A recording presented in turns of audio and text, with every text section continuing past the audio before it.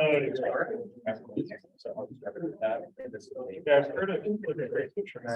Okay, good evening, ladies and gentlemen. We're using microphones and do I hear feedback? Somebody's got their microphone. Is it? All right, I'll say. So I want to welcome everyone to the Newburyport Zoning Board of Appeals for this evening's zoning agenda, which is the 24th of January 2023. As you can see, we forgot our name tags, so we did it the old timey way. I don't know if you can see it or not, but I'm going to introduce myself and everyone else. We're going to use microphones so that those that are logged on, because we still conduct a hybrid meeting, so that those who are logged on can also record us. This isn't necessarily going to amplify my voice or anyone's voice, so you see us pick up mics for that purpose. When anyone who does wish to speak, and I'll go through quickly just the opening of the meeting, we ask that you just kindly step up to the podium and adjust the mic as needed, and everything else will be picked up via the OWL system.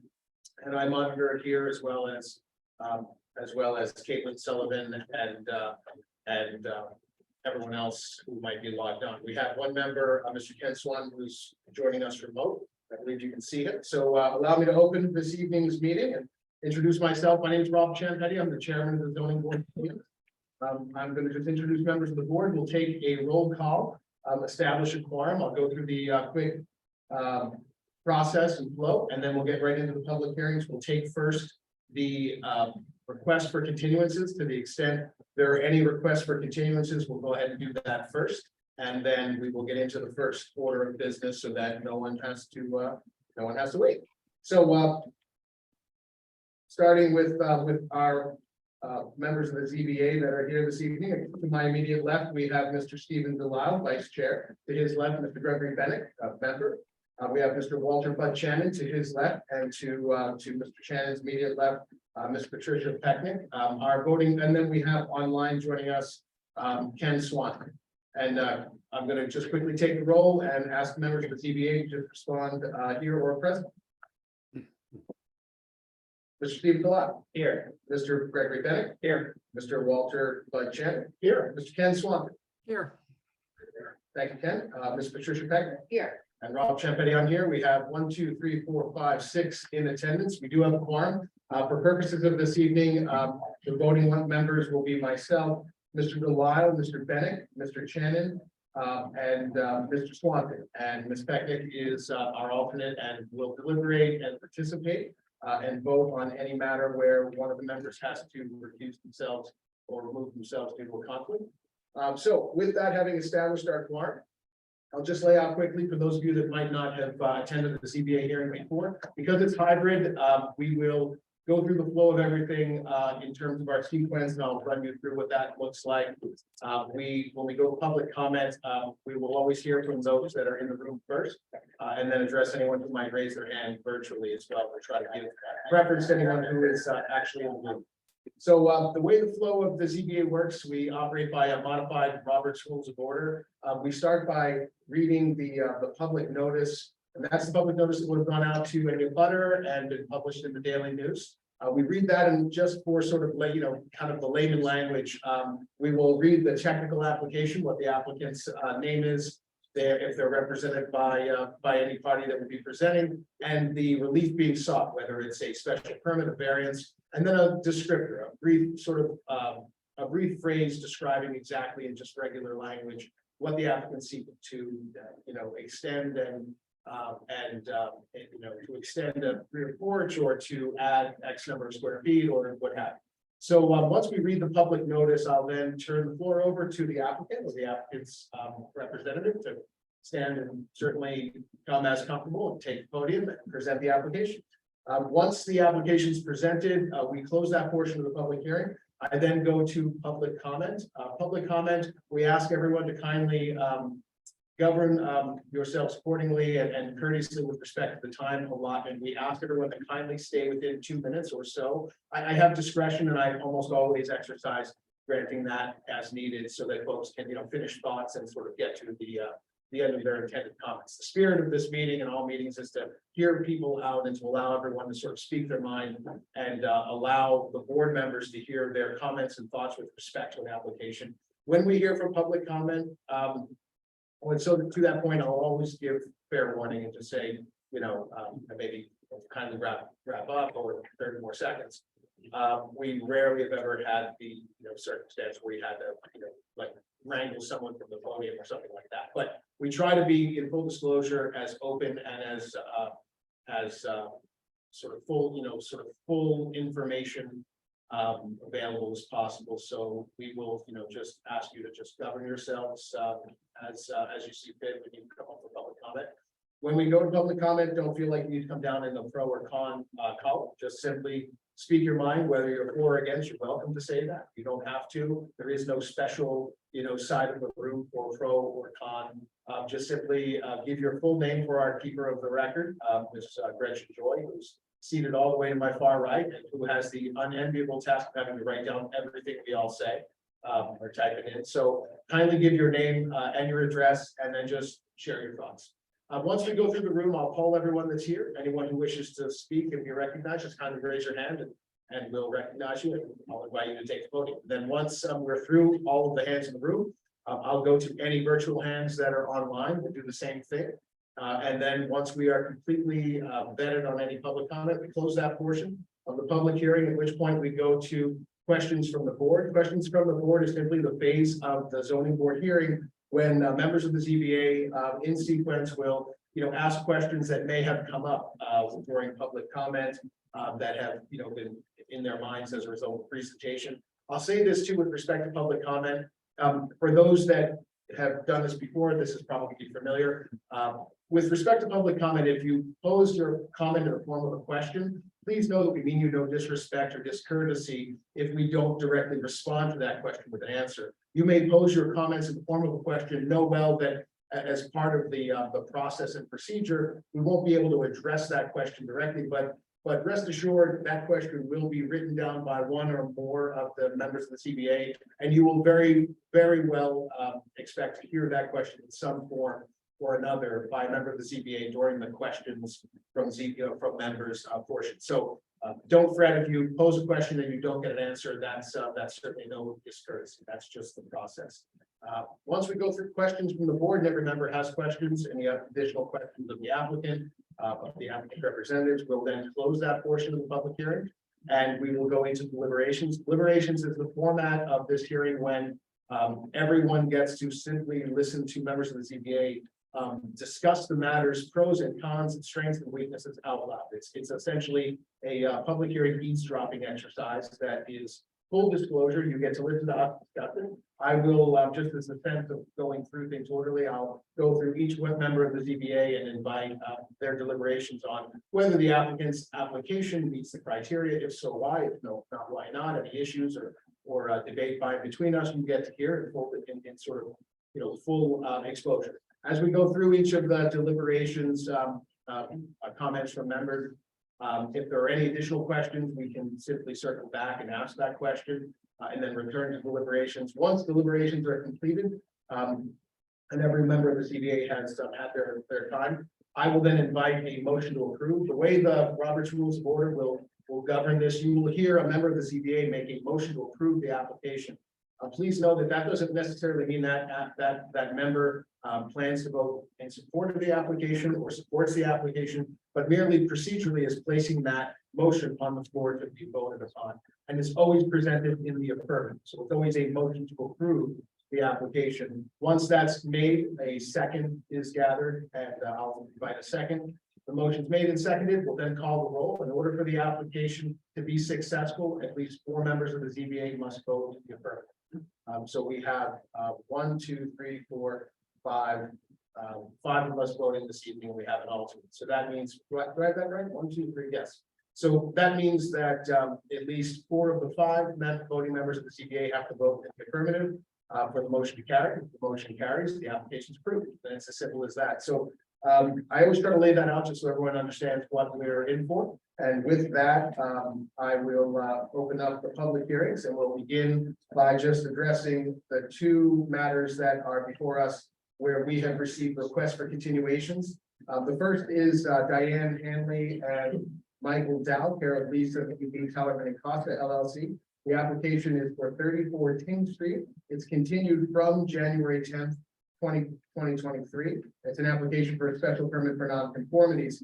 And without opening the application any further, Attorney Mead, you wish us to just take a vote, or you wish to be heard? Yes, thank you. Okay, great. So on that, members of the CBA, we have the applicant's request to continue the matter. We have 214 and we have 228 both available. Do you have a preference? We do have room on the next hearing. We have 3 now, 1 we expect to be further continued, so we have only 2 on. 214, please. 214, very good. So the applicant's request is to continue the matter to February 14th, Valentine's Day.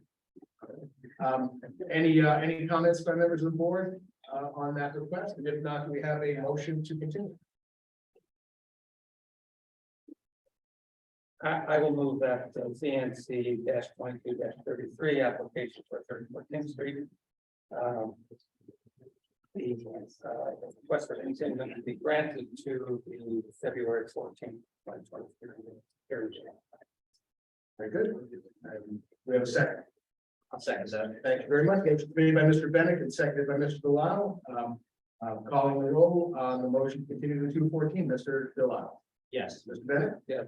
Mr. Chen? Yes. Ms. Beckett? Yes. And Mr. Swan? Yes. Chair, I vote yes. That is 6 in the affirmative. The ayes have the motion carried. Matter continued to 214. The next matter is and I will take this now just in case there was anyone here to speak in connection with it. This is from our business meeting. It's a request for a minor modification, 1 Kent Street. I don't believe we have anyone here from that application, and I don't see any hands. This is the sign application for 1 Kent Street, the gas station at the bottom of Kent Street. They have requested a continuation to March 28th, 2023. Any comments from members of the ZBA? Yes. I would like to suggest that it does not appear to be a minor modification. Could we vote on whether or not it is? So whether it's minor or not minor, and it is modification, it's an initial threshold determination by our zoning codes enforcement commissioner. So Ms. Blanchet would have made that initial call. We can certainly revisit it and ask her to revisit whether it meets that criteria or rises to the next level. But for now, what we have is that determination. And so I would want us to just focus on the continuance, and then while it's in continuance, if there's a revisitation, that's certainly a conversation that we can be had. And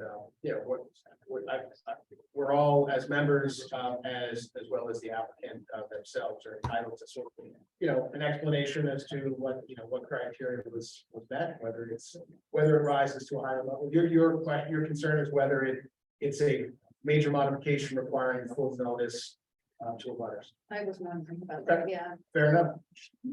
Okay, any other comments? Thank you, Ms. Beckett. We have a motion to approve the request for continuance for 328 on 1 Kent Street. I'll make a motion to approve the continuance for 1 Kent Street -22-27 to March 28th. All right, thank you, Mr. Delisle. Do we have a second? I'll second it. Mr. Channing, motion made by Mr. Delisle, seconded by Mr. Channing, calling the roll. The motion to continue to 328-23. Mr. Delisle. Yes. Mr. Bennett. Yeah. Mr. Channing. Yes. Mr. Swanton. Yes. And Ms. Peckett. Yes. Rob Champetti vote yes, and 6 in the affirmative. Ayes have it. Motion carries, and that matter is continued. Attorney, did you? We've just been told that there is a portion of the parking lot that has their lights. Doesn't seem to be anybody's here. Maybe it's somebody's up there. Yeah, no. It's a big lot. No, I don't. Yeah, really. Thank you. I don't know. There's. No, thank you. Is that you?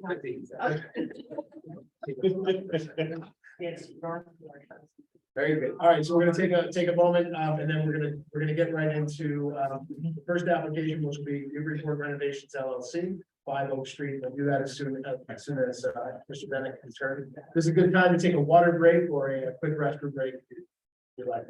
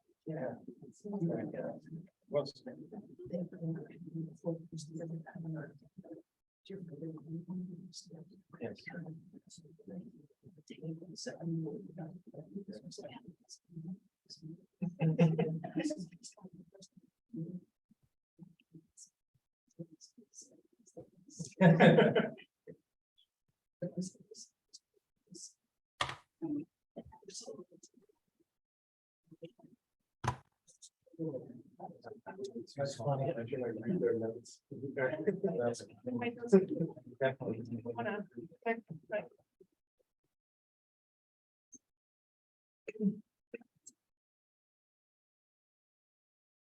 Okay, now that we're all settled back in, we're going to open our public hearings with the first application this evening. This is the matter of Newburyport Renovations LLC, care of Lisa Mead, Tellerman and Costa LLC for the property address of 5 Oak Street, a continuation from January 10th, 2023. The applicant seeks a special permit for nonconformities to remove an existing rear pump out from a single family structure and construct an addition greater than 500 square feet to the rear of the structure that extends to the right side yard, the right yard setback. Attorney Mead. Thank you, Mr. Chair, members of the board this evening. Lisa Mead, Tellerman, Costa 33rd Street, Newburyport, for the record. And with me here this evening is George Hazeltine of Newburyport Renovations LLC, Samaya, who is the architect on the project as well. As the chair indicated, this is a request for a modification to a pre-existing non-conforming structure by the removal of a small addition in the back and construction of a new addition in the back and the removal of a garage and the reconstruction of a garage in the rear of the property. You go to the next slide, please. So the property is located in the R2 zoning district in the DCOD overlay district. It was constructed in or around 1850, according to the assessor's records, and the district data sheets say the same thing, but the Form B says around 1846. The property is listed as contributory to the district. However, the applicant is removing less than 25% of the exterior walls, and so the DCOD is not triggered. The property has existing non-conformities for lot area with 7,117 square feet, where 10,000 square feet are required for a single family home. There's 48.92 feet of frontage where 90 is required. Front yard setback is 6.3 where 25 is required. And the right side setback is 4.4 where 10 is required. The proposal does add more than 500 square feet to the house, and so we are here because the property has less than the required frontage and area. So if you go to the next slide, please. So if you've ever driven down Oak Street, you might notice this house. It's got a really nice, long, deep lot. The house has some interesting siding on it, which has already been removed and is going to be replaced. Interesting meaning not safe. So George can come on that right away. So this is a front view of it from Oak Street. Go to the next slide, please. And here's a side view. And that's the left-hand side. Next slide, please. And this is that rear addition that was later added in the back that's going to be removed. Next slide, please. And there's another shot of that addition. Next slide, please. Here's the house recently. You can see the siding has been removed, but we wanted to show you the right side, a little more context in the neighborhood. Next slide, please. And you can see how deep this yard is in the back. Next slide, please. And here's a view down traveling east on Oak Street, and you can see it on the left-hand side. Next slide, please. And again, it's a little further away. And the addition is going to be at the back, and we'll show that in a minute. Next slide, please. And this is on the traveling the opposite way on Westerly on Oak Street. Next slide, please. So, as I noted, the applicant is proposing to remove the existing one-story bump out in the rear. And construct a new addition, which will have a two-story and a one-story portion. The second story will be smaller than the first floor. The addition will extend the existing right side setback. You might recall earlier I said the right side setback is 4.4. That's going to be extended, but not at the same 4.4. It actually moves in a little bit from the rear of the house. As a result, the applicant requires the special permit for the extension of that right side setback. Otherwise, the addition meets the setback requirements for the rear and the left side. Also, there is a garage that's going to be proposed to be constructed in the rear. The garage meets the setback requirements for an accessory structure at 7 feet off each the rear and side lot lines. And it is within the requirements, size requirements for an accessory structure at 21.5 by 23.5 square feet and 14 feet 11 inches tall for the mean. You can go to the next slide, please. So here's the site plan. I don't know, Caitlin, if you can just blow that up a little bit, it might be easier to see. So you can see in kind of the beige-ish color, the addition on the rear that steps in and then has like a little entry mudroom on the back. I'll let Samaya go over that. But you can see we removed that one car garage that kind of blocks the rear. And it opens up, which we'll show you in a little bit. It opens up that view to the rear. And so that's the new garage is going to be all the way at the back of the property. So with that, I'm going to let Samaya review the architectural plans.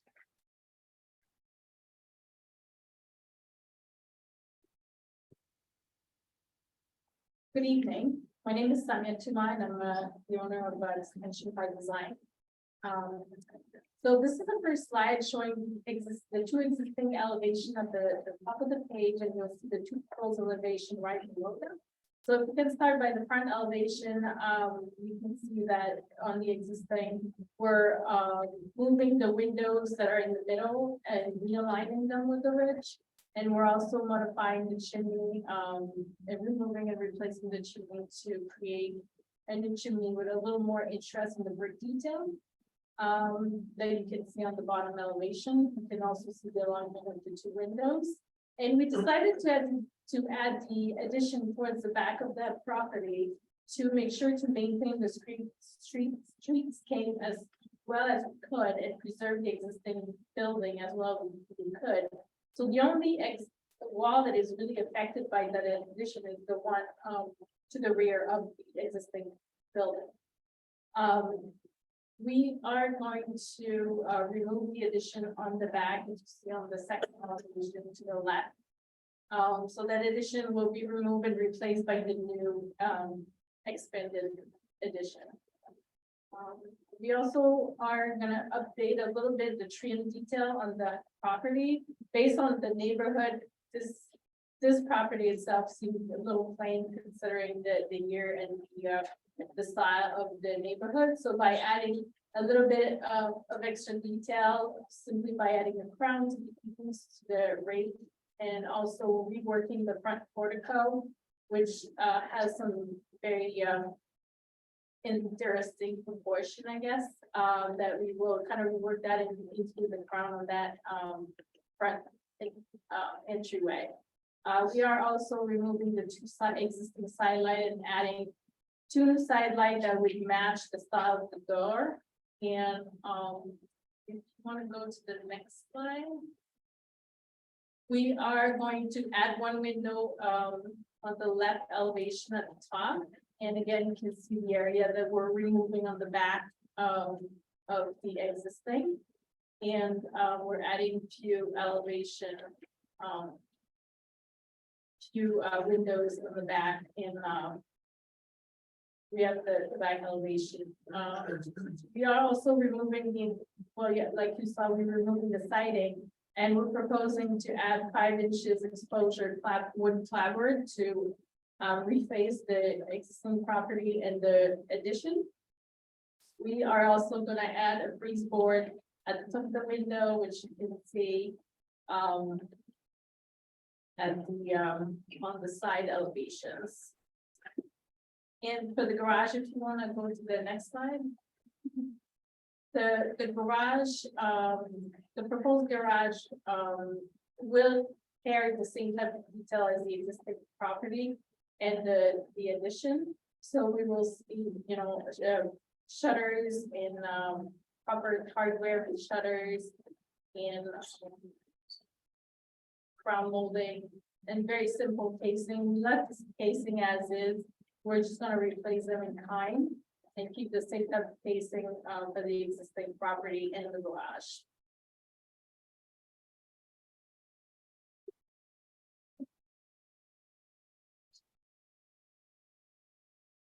So with that, you go to the next slide, please. The criteria for nonconformities under section 9 is one, that there will be no addition of a new nonconformity. And in this instance, there is no new addition of a new nonconformity. We're actually removing the nonconformity that was created by the existing garage. And then extending the nonconformity on the right-hand side, even though it's bumped in a little bit, it will still be extended to the rear of the yard, but we are not creating any new nonconformities. Next, the board needs to find that the proposal is not substantially more detrimental to the neighborhood than the existing structure. Here, we believe the proposed addition adheres to the dimensional requirements, as we noted, apart from the extension on the right-hand side, and stylistically fits in with the architecture of the main portion of the house. In addition, the main portion of the house is getting an important facelift, if you will. And, you know, the new siding and the new front door with the side lights and whatnot. So we think that it actually is an improvement rather than being substantially more detrimental. While the applicant is removing that later added rear bump out, it was a part of the original structure. And the new addition is subordinate to the existing historic structure. And as I noted earlier, is stepped in from the existing structure so you can differentiate the new from the old. Obviously, the use remains to be a single family home. And if you consider the entirety of the project, as I said earlier, we're removing a nonconformity and opening up that driveway view into the backyard. That it has a significantly deep backyard, which is really nice to see as you walk down the street without the existing one-car garage. The scale of the addition is also in keeping with the property and with the neighborhood. It's certainly not too large. The resulting square footage is about 2,200 square feet. So that is certainly in conform, you know, consistent with the other homes on Oak Street. And if you could go to the next slide, please. That's the last thing. Okay. Also, I had mentioned earlier, we have some additions. The other additions that went on Oak Street similarly were in the rear, the back, so that they didn't interfere with the streetscape. The windows are wood aluminum clad windows with simulated divided light. The pavers on the walkway are going to be replaced. It will be the Boston City pavers that will be used. And all of the roof runoff will be treated underground in an infiltration system, so there won't be sheet flow across the property. I also provided 6 letters of support to the board. Those are all of the abutting properties. And almost all the abutting properties. I think there's one in the very rear that has supported but wasn't able to get a letter in, and then the neighbors across the street as well. With that, we think that the board can find that the proposals are not substantially more detrimental to the neighborhood and approve the special permit. All right. Very good. Thank you, Tracy. And yeah, is there anything else in the presentation? That's it. Okay. Great. We'll close that portion of the public hearing and thank you for the presentation. We'll now open up public comment and I'll just ask Caitlin to put up our public comment slide. Just reminding everyone to just try to keep comments within 2 minutes if you can. And we'll start with the room. Anyone wish to speak in connection with the application? Pro, con, or just comments? Raise your hand. Seeing none. Going once, going twice. We will take a look online. Do we have anyone in attendees that wish to be heard? Just kindly raise your hand.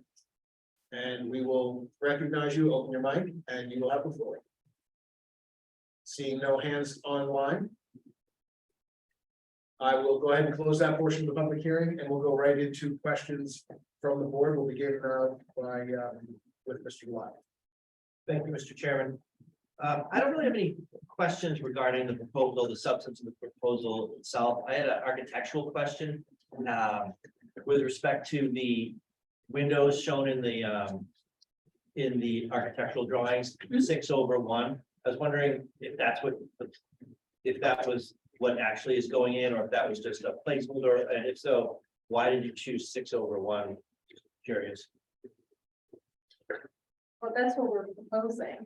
And the reason why is because this 6/6 is a very busy window, and it just, with the simplicity of the house, it seems like it was a little overdone with the 6/6.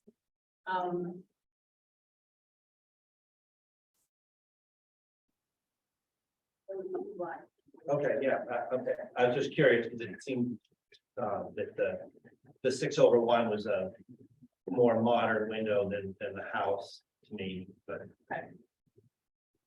That's my only question. So the proposal is 6/1. Yeah, understood. Yeah.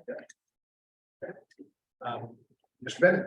Yeah, just another question on the windows. I take it all of the windows, the windows in the existing structure are being replaced as well. That's correct. They're being replaced as proposed on the plans. Gotcha, okay. And you told us the size of the house with these improvements, about 2,200 square feet per meter. Which is a modest size.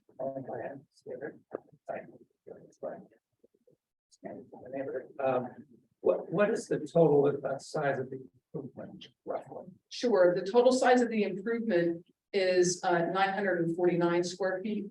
But then the net of that, because the removal of that addition, is 851. So the existing is 1358. Right. And I did drive by, but smelly. So just comment and help me. I don't know if you have any data to support the notion that the size and scale of this is comparable to the neighborhood, or can you give me some assistance in making that finding? Sure, so we certainly didn't do a comparison to every house in the neighborhood. I can tell you that you just approved an addition. We didn't put a my maps on here. I would have been able to show you this. You just approved an addition next door, which would have taken that house. I think that goes up to about 22 or 25. And then there's houses on Marlborough Street that back up to this, right? So those are fairly large. The houses directly across the street are 3,000. Yeah. One is 3,600 and one is 4,110 and 12 Oak Street. So there's a streetscape, so you can see generally the massing of the houses.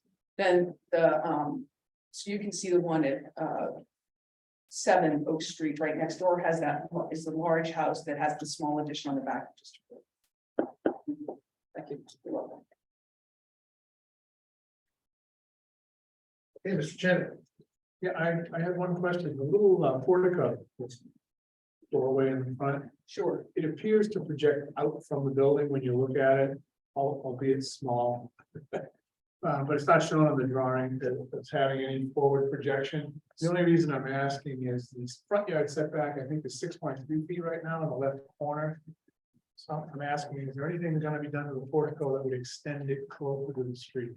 Or is it No. staying exactly correct, the same? It's staying exactly the same. Okay, so it's being updated, just cleaned up, it's not, That's right. no, because if you push it a foot forward, No, Okay, it's not they're not moving that. okay. Right. That's all I have. Right. Thank you. All right, and Ms. Beckett. Yeah, I had a similar question to Mr. Lau with the 6/1 of the shutters, because to me that's busier, but Can you clarify window to remain? Does it mean windows on the left elevation or that window? That window? It says window to remain. The opening, that opening to remain. So you might recall, there was a proposal that came in for the January 10th meeting, and we had a couple of modifications to it. Originally, that window was going to be removed. Okay, Okay, and so that's why that went back on there. But you can see on the lower elevation, that window is there, that opening is still there. and then it says windows to be centered on gable end, and I think the architect said that means aligned with a chimney, but I don't see. No, with the peak, the ridge. With the she said, peak, With the yes, ridge. with the ridge, ridge. okay, and then the chimney being rebuilt. Correct. Yeah, Correct. So you can see on the top elevation, Ms. Pecknick, that those center windows are actually a little off to the left. They're not aligned with the ridge. And so they're just being aligned with the ridge. So they're more symmetrical. Okay, thank you. You're welcome. All right, and Mr. Swanton? Yeah, this is quite an experience, by the way, dialing in from home, having not done this for a while, but I am getting over a bad cold. I did not want to spread my germs around you guys. But anyway, everybody asked my questions except for one, which is Attorney Mean, you mentioned that the addition on the back is set in a little from the 4.4 feet that you're currently running down the lot line there, which I think is great, but how much is it set in? So I think if you go to the site plan. So if you go to the site plan, the architect says it's either a foot or a foot and a half. I don't have that right off the top of my head, but you can see it on the site plan. I couldn't though. I mean, there's no number there. So do you So have? it's a- do you have- I believe it's 12 inches. George is saying it's 12 inches, Mr. Swanton. All right, thank you. That's my only question. Thank you. Okay, thank you, Mr. Swanton. I don't have any additional questions that haven't already been asked and answered. Any members of the CBA want to circle back with any further questions? All right, seeing no takers, we will close that portion of the public hearing and move into deliberations. And as the members know, this is a special permit for nonconformity, so there's two elements that are part of our findings. In order to grant the special permit, board must find that there will be no addition of a new nonconformity. And secondly, there will not, that the application will not be substantially more detrimental than the neighborhood, to the neighborhood than existing, pre-existing non-conforming use or structure, and that's section 92. So accounting for that sort of structure in our deliberation, Mr. Gulab, will you pick things up? Thank you, Mr. Chairman. Certainly no new non-conformity here. And I think that the proposal is not going to be substantially more detrimental than to the neighborhood than what exists currently. I can support this. I don't really like the 6/1 with the window. I think that that's kind of mixed up a little bit. But otherwise, I can support this project. I think it actually is a really nice project. I think from a massing perspective, I think taking that the garage on the left and pulling that down to allow you to see back into the backyard is a good point. And putting the garage in the back, that really makes it a slimmer design. So I can support this project. I think it's a nice project. Thank you, Mr. Gulab. Mr. Bennett. I endorse Mr. Gulab's comments. I would also state the architecture is faithful to the existing structure. The structure certainly is down on the heels, and these improvements, I think, will certainly add to the neighborhood and the city as a whole. And the removal of the non-conforming garage in the way it's set that is really positive. So for all those reasons, I can support it. Thank you, Mr. Bennett. Mr. Shannon. Yes, I have to agree with the rest of the board. I think it's a house that was in need of care and updating. It was looking a little tattered and worn there. It's a nice job designing the addition without creating a new nonconformity. So well done. I like the style of the house. I like the style of design. I think it is in keeping with the scale, massing, and architecture of the neighborhood. And it's certainly not any more detrimental to the neighborhood. If anything, I think it's kudos to that. So I can support it. Thank you. Ms. Pecknick, we'll go to you next. I'll echo what Mr. Delisle said.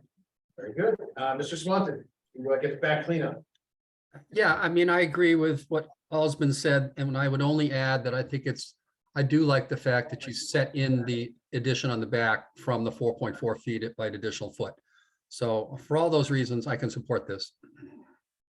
Very good. Thank you, Mr. Swan. I agree with what everyone said, and I'll just echo that it's always nice to see sort of a thoughtful adaptive reuse when this happens. You know, it's a way to see structures sort of carried forward into the next, 50 plus years or more. But thoughtful, and I believe Mr. Bennett said, faithful attention to the architectural heritage of a neighborhood and to the architectural heritage of a style that's being adaptively restored and reused. I think that's always great. The applicants done a nice job with this, so I too can support it. Any further deliberations before we close?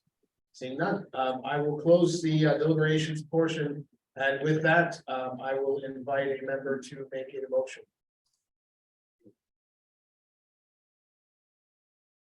Have a motion. I'll make a motion to approve the application for special permit for nonconformities for 5 Oak Street, CNC 22-32. Thank you, Mr. Delisle. Motion's made. Do we have a second? I'll second. Thank you, Mr. Bennett. Motion's made by Mr. Delisle and seconded by Mr. Bennett on the motion to approve the special permit for nonconformities. Calling the roll, Mr. Delisle. Yes. Mr. Bennett. Yes. Mr. Chairman. Yes. Ms. Peckman. I think it's Mr. Swan. Oh, I'm sorry, Mr. Swan. Yes, And Rob Chairman, I vote yes. That's 5 in the affirmative. The ayes have it. Motion carries. And good luck. Thank you very much. Appreciate it. All right, moving on to the next application that we have before us. This is the application of Peter Brandt and Leah Hayes, care of Lisa Mead, Talman and Costa. The application address 5 Gloria Street. This is a special permit for nonconformities. The applicant seeks all necessary permits to construct a 2-story addition to the rear and right side of the single-family structure located at 5 Gloria Street and expansion of the existing rear elevated deck. With that, Attorney Mead, you have the floor. Thank you, Mr. Chair and members of the board. For the record, to Mead, Talon and Costa 30 Green Street. With me this evening is Peter Brandt and Leah Hayes, Peter's spouse, is at home with the kids, and I think she's on, but I'm not really sure. Also, I think who the designer on the project, Finn Gay, is also on, and so we may be calling for him as well. As the chair indicated, this project is at 5 Gloria Street on Plum Island. Peter and Leah are proposing to construct a 2-story addition to the rear and right side of this single-family structure. And therefore by expanding the risk and also expanding the rear elevated deck. They will be removing the existing detached shed and greenhouse on the property. And therefore this requires a special permit for non-conformities. If you can go to the first slide, please. So this is located in the R3 in the Plum Island Overlay District.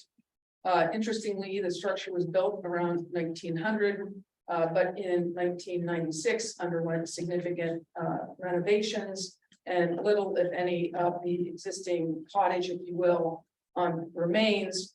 But because the structure is more than 75 years old, we did need to go to the Historic Commission. The Historic Commission voted that this structure was not historically significant and therefore was not subject to demolition delay. I would add one other thing, and we're going to talk about this in a little bit, but so the assessor's card indicates that there are 2 bedrooms on this property. Really, there's 1 bedroom on the property. The other room that is indicated as a bedroom is at the ground level, and there's a door directly from the outside into the room. So there will continue to be only technically 2 bedrooms on the property.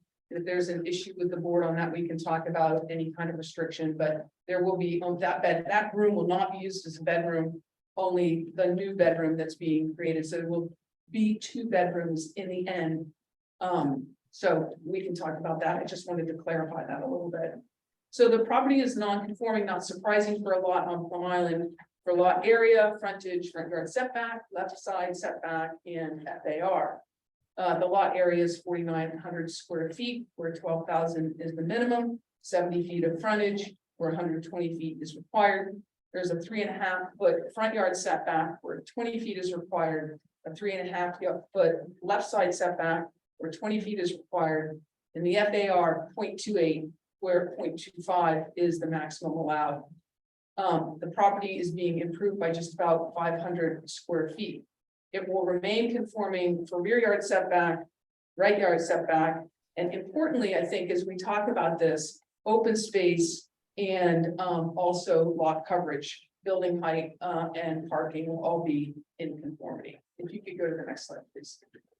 So I don't know how many of you drive by. I think a lot of you actually drive by these properties these days, but this is actually located on a knoll on Plum Island. So if you go down Old Point Road, this is on Gloria Street. So you would turn right onto Gloria Street off of Old Point Road and drive up a little bit of a hill.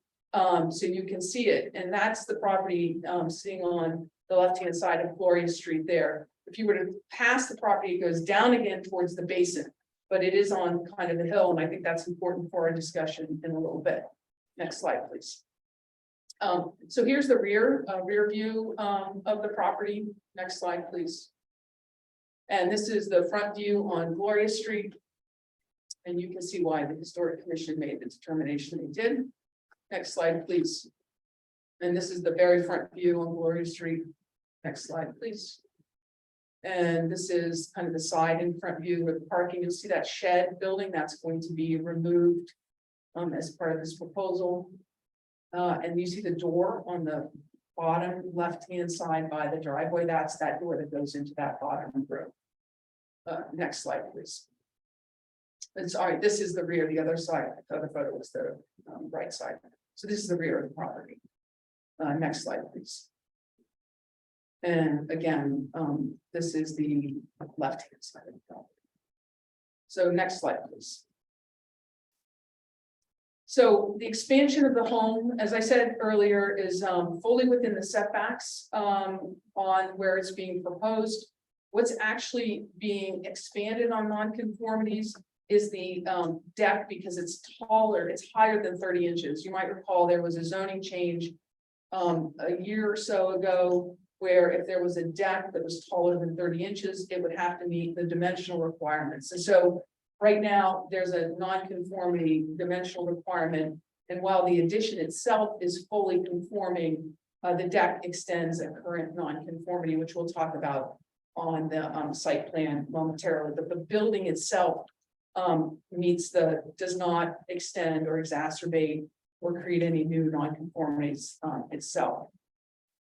Also, I think that what's important here is that the lot coverage will continue to be well under the maximum of 20% at 15.1%. This is a very condensed proposal. And the open space will continue to be well above the minimum at 72.8%, where 35% is required. So the designer and Peter and Leah have worked very hard to make sure that this stays as compact as possible and doesn't sprawl out all over the property. So if you go to the next slide, please. So here you can see the site plan, and it'd be great if you could just blow that up a little bit. So you can see the existing structure on the front. And the you see the proposed addition in the kind of beigeish color. And then you can see the wraparound deck that gets extended. And so the nonconformity is on the left-hand side of this left-hand setback. But otherwise it meets the requirements for the ordinance. So the addition itself is tucked up right against the existing structure. We are also seeking a modification to the FAR. The FAR is currently at 28, as I said earlier, and it's proposing to go to 33, I believe. I just want to make sure I have that number right. I believe it's 33. And the existing house is 1,202 square feet, and the proposed house will be 1,656 square feet. So there's not a huge addition happening here. It's again, they've tried to be very modest and try to get the living space they need for their family. without going well over and violating or making it substantially more detrimental to the neighborhood. And yes, the FAR goes from 0.28 to 0.33. So if you could go to the next slide, please. So here are the architectural drawings. So we have the street facing view. Excuse me, this is the west side view, which is the left side of the house. And you can see the addition on the left elevation here, which kind of fills in that back corner. Next slide, please. And here is the north facing view, which is the back of the house. And again, you can see where the addition is placed over the existing deck, essentially. On that right-hand drawing, you can see the existing deck. And on the left-hand drawing, you can see where the addition goes. Next slide, please. And this is the east-facing the east-facing side, which is the right side. And so again, you can see the addition being tucked right up against the house. And the next slide, please. And this is the front of the house facing Gloria Street. And you can see the addition on the right-hand side, which is at the back rear of the structure. And I'm sure Peter and Leah are sad to see that chimney go on the front side of Gloria Street there. Because this is difficult to read, Phineas did some renderings, some models, and so I'm going to show you those because I think it's helpful in your decision. If you go to the next slide, please. So here you see this model of the addition on the house. You can see the existing structure and how the addition is tucked up against the existing structure. And in the footprint, essentially, it's a little bit bigger than the footprint of the original deck, but it's in the same location. Next slide, please. And there you can see it from the rear view. Next slide, please. And that's the opposite side. So you can see how the deck comes around on the house, which exacerbates or extends, excuse me, that right side nonconformity. Next slide. So under section 9G4A of the zoning ordinance, the standard here is whether or not the proposed improvement is substantially more detrimental to the PIOD and or to the neighborhood. And we believe that the proposed new structure is not substantially more detrimental to the existing non-conforming structure to the neighborhood for the PIOD. There are no new non-conformities being created by the proposal. The new addition itself creates no new non-conformities, is entirely within the dimensional requirements. But for obviously the FAR. The extension of the side yard nonconformity is due to the extension of the existing elevated deck, not because of the addition itself. And while there is a slight increase in the FAR, we believe that is not substantially more detrimental to the PIOD for a number of reasons. First of all, the addition is being constructed in conformance with FEMA standards and is elevated. Indeed, we are removing the outbuildings, this kind of a conglomeration of outbuildings, which of course are not built in accordance with FEMA standards and do not allow for the movement of sand or water or air, whereas those are being moved and removed, and the new structure is being built on pilings, which will in fact allow that all to occur. Here, while you all know that there is certainly concern about overdevelopment on Plum Island, I think that you need to take each application in its own context, based on its location. And certainly they are different. As I pointed out earlier, the unique aspect of this particular application is that it is on one of the highest points of Plum Island, on one of the least developed areas of Plum Island. And it's being built, as I indicated, also on pilings. And so we believe that the modest extension is not substantially more detrimental to the neighborhood than the existing structure. You can go to the next slide, please. So if you actually, if you go to the mind maps, Caitlin. So here is the property, and we wanted to put these next two slides up to give you context. So if you're going down Old Point Road, as I suggested earlier, you take a right up on Gloria Street and you literally go up a hill. And then you have the house on the left-hand side, you go back down.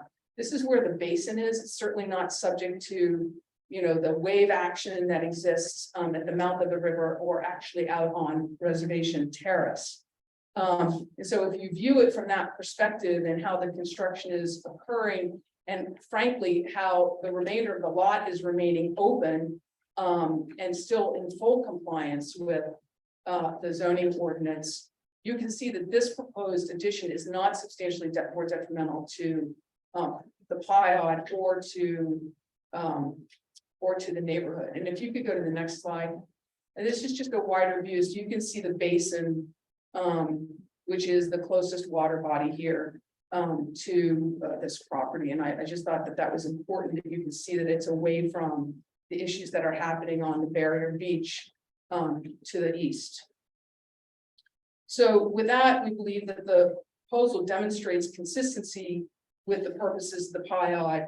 It's elevated, it allows for the movement of sand and water, it meets the FEMA requirements, it's a condensed development. The actual structure itself that creates the additional FAR is fully compliant with all of the dimensional, the setback requirements, the open space and the lot coverage are well underneath the requirements of the ordinance. And we believe that the board can find that the proposed improvements are not substantially more detrimental to the neighborhood. I would also tell you that there are 5 letters of support that have been provided also from the neighborhood around the proposal all on Gloria Street. And with that, I'm happy to answer any questions, and Finn is available to answer any questions as well. Great, thank you, Attorney Mead. We'll close that portion of the public hearing and go to public comment. Anyone in the room wish to speak in connection with the application? Just kindly raise your hand and we'll give you the floor. Seeing no one, we'll go online, and if there's anyone online that wishes to be heard, please just virtually raise your hand and we'll recognize you and have you open your mic, and you will have an opportunity to speak. Seeing no hands online and no hands in the room, we'll close the public comment and go to questions from the board. Mr. Watt. Thank you, Mr. Chair. Caitlin, could we go to the site plan?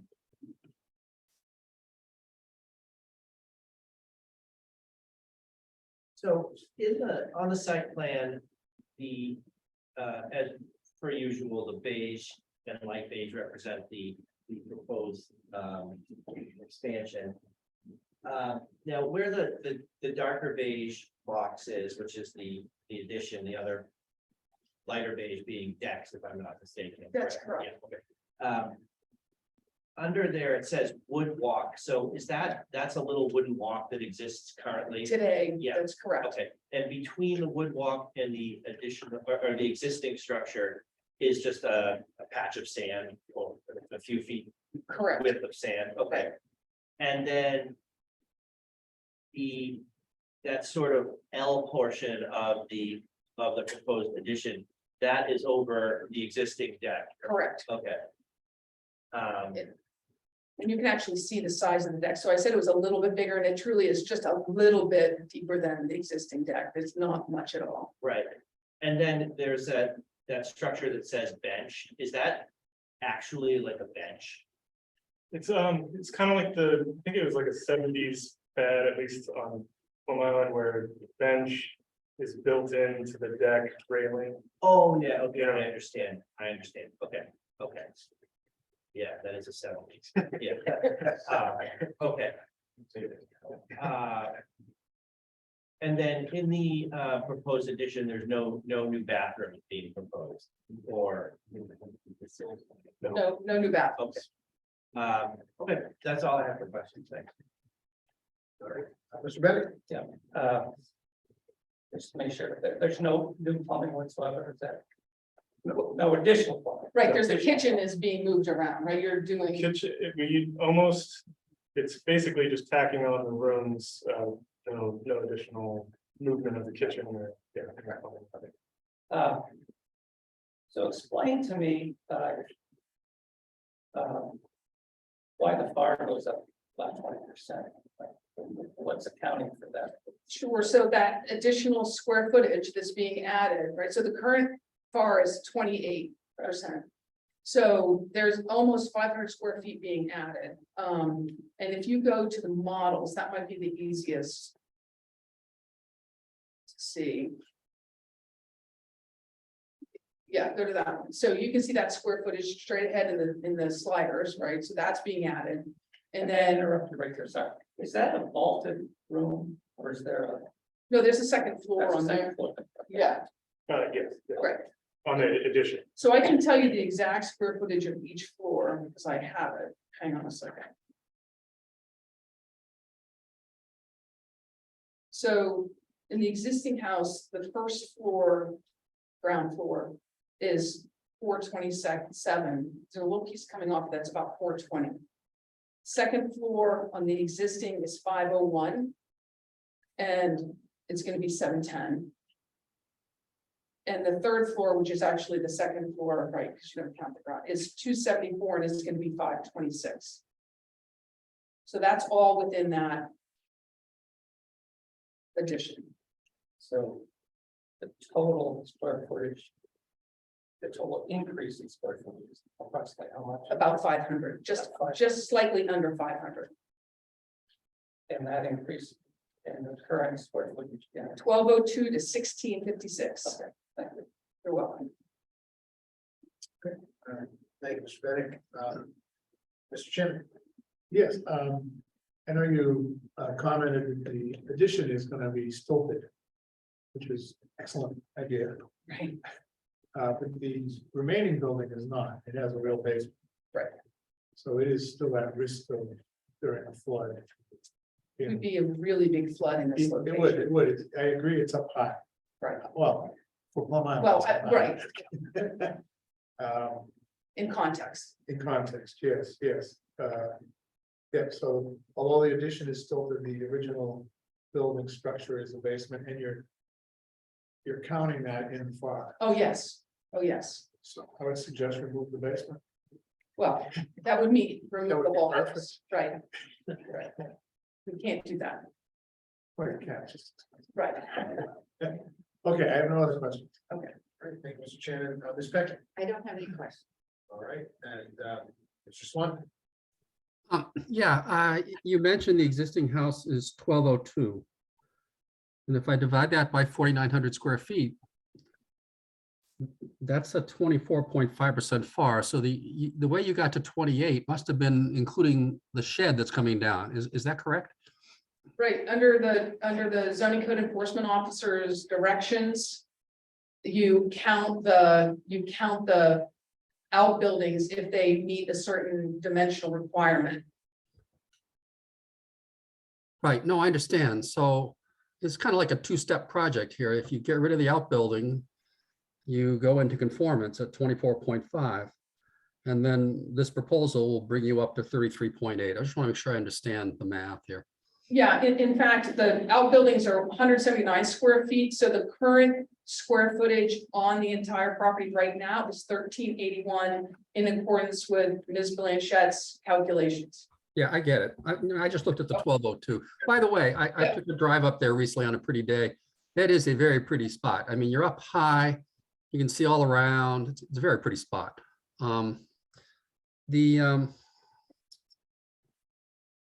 I guess I'd like to go back to Mr. Shagnan's question. You know, you mentioned earlier, well, the city thinks there's a bedroom in the basement, but not really, and we're, you know, we don't need to have that in there. Could you, you know, he asked, why don't you get rid of the basement? What is in the basement currently? Well, so it's a room down there, right? And there's gotta be more than one room, right? There's laundry room, Laundry, which used to be the furnace room. right? So there's laundry down there and then this other room. And the thing, to take away the basement, you have to rebuild the entire structure, and that's a whole different financial issue, right? It's not even feasible for the client. So, you know, we're happy to have a restriction that there are 2 bedrooms in this. They cannot use that first floor, ground floor room as a bedroom, right? So we're happy to have you say, we approve this special permit condition on the fact that it's 2 bedrooms. I don't have, nobody has a problem with that. Okay, I don't have any other questions. Thank you. Very good. I don't have any further questions either. So unless there's any additional questions from the board? Seeing no hands, we'll close questions and go right into deliberations. Again, we're deliberating the criteria under section 9B2 for a special permit for non-conformities, and we'll begin with Mr. Watt. Thank you, Mr. Chairman. Again, here, I don't see any new non-conformity, so that goes away immediately. With respect to whether the proposal is substantially more detrimental to the neighborhood or to the PIOD, I don't think it is, and I can support this. Very good. Mr. Bennett. Yeah, I come to the same conclusion. I must say that I'm oftentimes bemused and sometimes impressed by the architectural cleverness that is demonstrated here in Plum Island, and this is another example of that. So I think it works very well. So congratulations to that. And as an aside, I've come actually to love this eclectic architectural potpourri out there on Plum Island. It gives it extraordinary character, and I think it's pretty neat. So I approve this. I think it's good, but I would just say that the comments from Mr. Shagnon and about the basement really are quite serious in another context. I mean, there are broader development issues here on Plum Island. Members have all commented upon that in one way or another. We don't have necessarily all the tools to address all of these things, but congratulations. I think it's a good improvement to this structure. So good for you. Mr. Chairman. Yeah, I agree with some of the comments. I guess my biggest concern is the FAR increase. I know in the past we've really struggled with this. You know, it's somewhat substantial, 28, 33%. So I'm a little bit on the fence with that, but that's the only thing that's giving me any trepidation. I think the design is modest. It's a unique building when you look at it. You're increasing the uniqueness, which I guess goes with the Plum Island architecture. The extension, like I said, is modest. I think it's well done. My only concern right now is the FAR.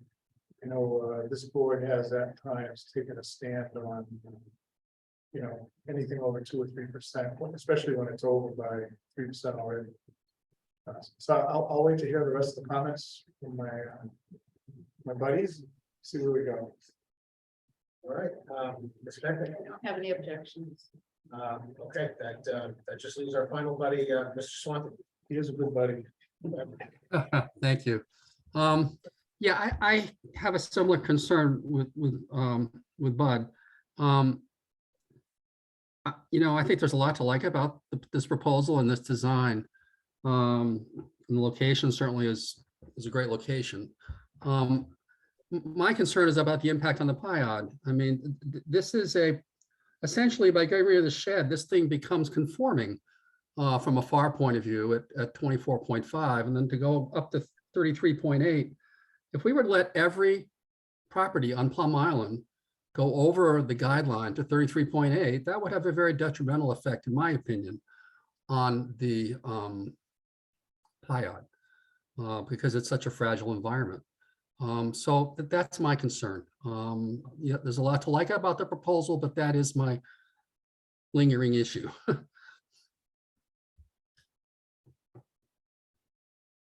Okay, well, I'll just add, you know, I'm always concerned about that as well, but I think that if there's a galvanizing sort of, you know, grade leveler in this process is that we have that criteria and that each of us and every board in sort of our company and in our absence, both now and in the future, you know, gets to review this de novo. Like in the first instance, everyone on whatever zoning board of appeals is looking at it, you know, gets to review these things case by case. So I always try to do that as well, and I'm less moved in sort of going down that rabbit hole of the act, with due respect to, you know, the rabbit hole attraction for us all to sort of add it all up and say, my God, like what's to come with. A fragile resource area like Plum Island, I still just look at each one sort of case by case, and no everybody here does. And as I look at this, in its case, I feel like it's not an immodest request, given where it is, and it's very rare for me, I'll say, because I drive up and down that road a lot, we all do, I'm sure. But there are a few changes in the topography of Plum Island that is so disparate from the rest of Plum Island, it's basically a sandbar barrier island. For there to be a rise in the knoll, creates kind of an interesting point that if I'm thinking about sea level rise, I'm worrying about the aggregate impact and other things. I'm thinking this is probably a more secure place. It seems to be a modest request for me, and so I too can support it for the same reasons. But Mr. Swan, like you pointed out correctly, I too share your sort of the undercurrent concern of as we look at all of these, we must remain vigilant. I think it's important to just be thoughtful in our decision. So that's all I share. That's different. Right? Any other questions, or sorry, any other comments or further deliberations before I close and we move into a vote? Seeing none. Mr. Swan, anything further? Nope. Okay, I'll close deliberations and we will go to a vote. We have a motion.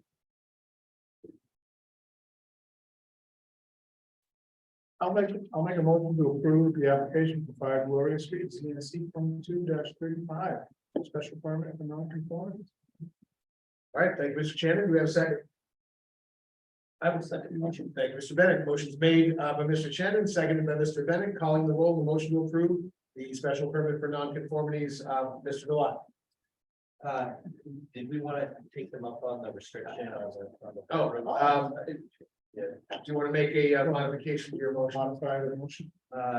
Sure, I'll modify Mr. Chagan's motion to include the restriction that there be no bedroom on the ground level.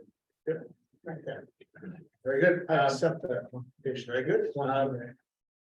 And Mr. Bennett, you re-endorse your I second. will re-endorse. Very good. So we have a motion made with the condition of no bedroom on this. Was it? The ground floor. The ground. Ground Okay. floor. Motion's made and seconded, calling the roll. The motion to approve the special permit for non-conformities with that condition. Mr. Delat. Yes. Mr. Bennett. Yes. Mr. Chairman. Yes. Mr. Swanton. No. And Rob Champetti, I vote yes. That's 4 in the affirmative. The ayes have it. Motion carries and the application is approved. Good luck to you. Thank you very much. We appreciate it. Have a good evening. Very good. All right, and moving now to our final application this evening. This is the application of the Basin Apparel at 19 Water Street. This is a variance request under our sign, or the sign portion of our ordinance. It is a variance by the applicant to install 2 wall signs, each exceeding the maximum sign allowance. And with that, may we hear from the applicant. Good evening, ladies and gentlemen. My name is Kathy Brown. I am representing Karen Petit, who is the owner of Basin Apparel. She is unfortunately unable to be here. She's home with a sick child. Her husband, Matt Petit, is in the audience and also representing the Sign Center. Myself and Jay Khan, owner of the Sign Center. We are asking for relief from section D of section 8D 3A and B. I'm sorry, B and C, in order to install 2 exact same size signs on 2 separate frontages on the subject property. The current max square footage is 12 feet. We feel that would be a little too small for such a large building. And considering the topography of the land, as the roadway opens up and then narrows suddenly, not having a wall sign on both sides could be tricky. I myself went there knowing where everything was and went right past that building before I could even stop and look. We have permitted already an 8 square foot projection sign, which will be installed where you see on the white circle. That will probably be installed next week. We would like to put the wall sign for the front facade exactly where you see it. These are both non-illuminated signs. They are both 22.42 square feet, which is over 10 square feet, my apologies, larger than the very restrictive 12 square feet allowed by code.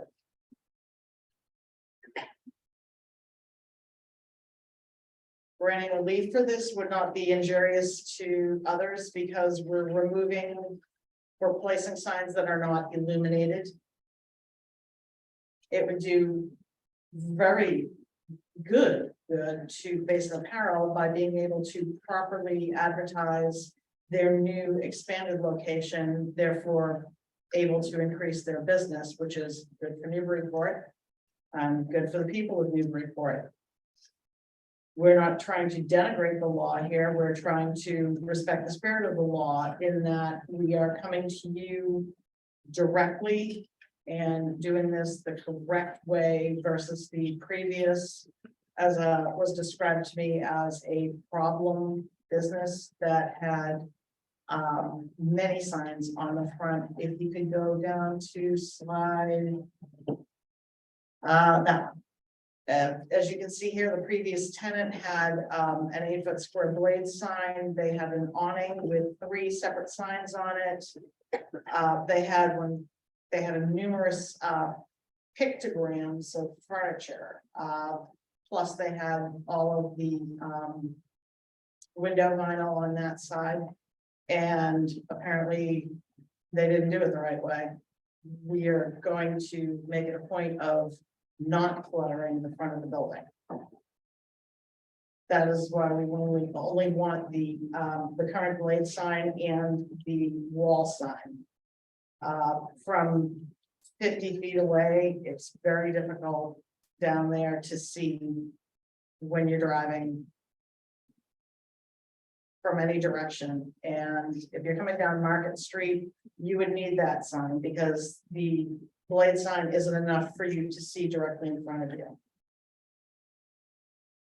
The sign on the other side of the building on Ferry, that urban element sign is the same size as what we proposed. However, we are not illuminating the sign, and that was a halo lit sign.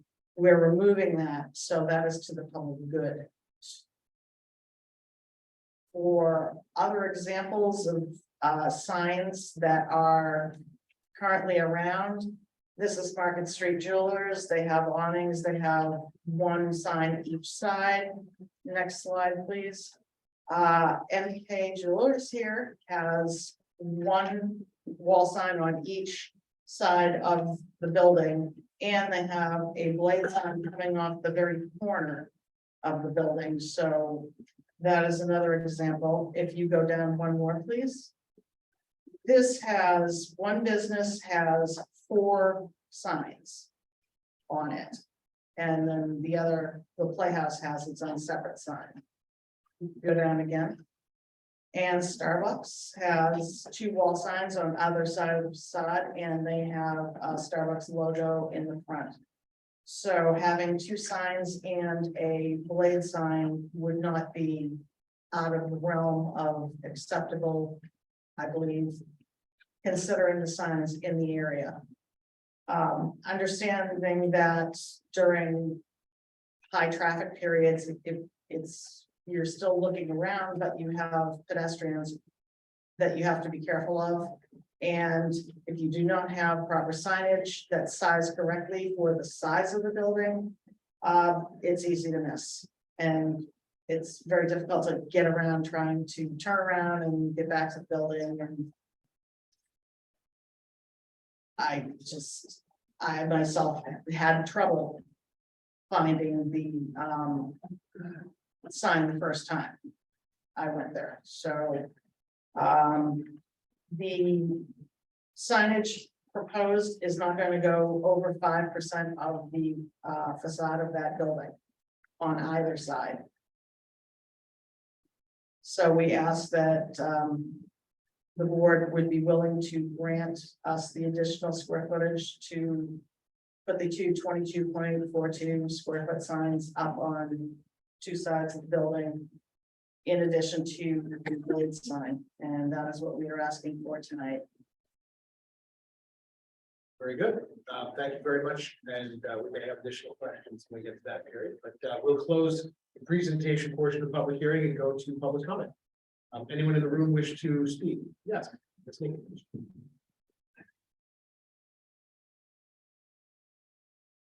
Thank you, Chairman Schmidt. Stephanie Niktich, 93 High Street. So, the applicant is renting 2 of 10 units in this building.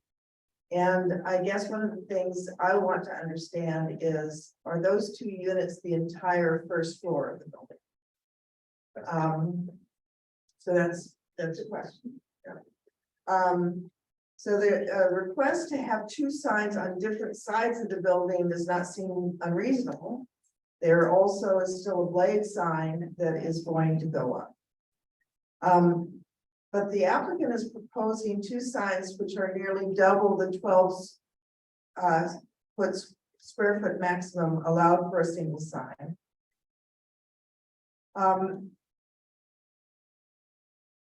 I don't know what other signage could be allowed on this building. So that's another question. As long as this company is the tenant of those 2 units, is that it for the signage? So that's a question. But I also, with those questions answered, I don't see a hardship here. If you grant a variance, wouldn't other tenants in other buildings nearby ask for the same thing? It's more bling. I understand the examples of signage downtown, which may have been put up without enforcement, without coming before you, might be grandfathered. But this is our ordinance now, and it is to protect